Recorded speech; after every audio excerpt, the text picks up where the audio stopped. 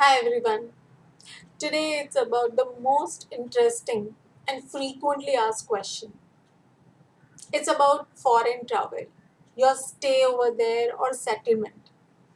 Most importantly, whether you will have visa or not. How and what will be your experience while you are there. Basically, all about foreign travel, and I will be talking in detail about everything related to foreign travel and its connection with astrology. Like what exactly is travel and foreign in astrology? The indication of travel in your birth chart, the signs, houses, and the planets that determine travel, planets and their directions, yoga and the timeline of travel, the chances of settlement in the foreign country, the reasons of travel, and the role of nakshatra in that. If there are any obstacles that you will be facing, your visa prospects, and finally, how to use all these informations in your birth chart. I guess it's going to be a long video and I will be dividing all these in different parts. Travel is a fascinating thing for generally all. Travel is like exploring other areas of the world. If the time and circumstances permits us, everyone would want to see the other part of the world. The chances of the person traveling to other countries can be known easily through astrology. With certain combinations in one's chart, we can say if the person can travel and when. Also, if there are chances of any permanent settlement. In ancient times, sending someone to foreign place was considered to be like a dreaded punishment. But in the modern times, people feel lucky to travel and explore the new possibilities. Being human, we have this curious, inquisitive mind to know the unknown and to experience new things, which creates excitement. This is the main reason why a person wants to travel, to take risk, to have excitement, get into the unknown and explore. That's how Rahu is considered to be the main significator for foreign travel. When we travel by car, we have GPS to show us the map of the path ahead. It's like a navigator to us. So we are not lost in our journey. The same way our birth chart is the map of our life, from which we can check the possibilities of the major events of life. Our birth chart will indicate what the person is entitled for this life, what all we will experience in this lifetime, how will be the life in general, the family, the education, profession, marriage, travel, health, happiness. With the help of astrology and birth chart, we can check the probable chances of a person to travel overseas, his prospects over there, to have success in his ventures, the duration of this stay, and also the chances of returning or settling in that foreign land.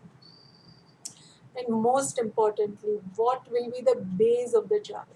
For what he will go? Based on study purpose, marriage, work, health, or just for the pleasure. A close look at your birth chart will give us a fair idea about it. First of all, let us know what is travel and types of travel. Travel is to go from one place to another, simple. But now, the mapping of the world is man made for our need and our conveniency. We draw the lines like borders. In reality, on earth, we do not have such borders. Some 300, 400 years ago, on the map of India, we had various countries like Nepal, Bangladesh, Pakistan, Afghanistan. But now they are independent countries. traveling to these countries would term as foreign travel now, which was not the case earlier. The same way with European continents, we have many small countries like France, Germany. To travel from France to Germany would be like for an Indian to travel within the country. Traveling from one border of a country to another will be termed as foreign travel, even if it is like a walkable distance. Hence, it is difficult to determine the definition of foreign travel and set the principle on that. So, now to make things easy, we have types of travel, which is like long travel and short travel. And this will be based on the distance and the duration to stay as well. In astrology, we have different houses and planets that indicate the various travel to distinguish between the long travel and the foreign travel. Third house is for short distance travel. Ninth house, exactly opposite to third house, is our long distance travel. 12th house is the house of foreign land. So these three are the main houses which we look in when we are considering any foreign travel. Third, ninth, and 12th. The duration to stay there will depend on the dasha and the purpose of travel. Long travel could be for a short duration, and short travel could be for a long duration. All these will depend on the sign, planet, and the nakshatra involved in these houses. Dasha period also will play an important role in deciding this. So, what is foreign? Foreign is basically completely unknown to us. It could be foreign land, foreign culture, foreign people. In astrology, Rahu is the planet who is a foreigner, an alien who's difficult to predict. And this determines, Rahu determines a strong foreign travel or dealing with altogether a new and unknown things.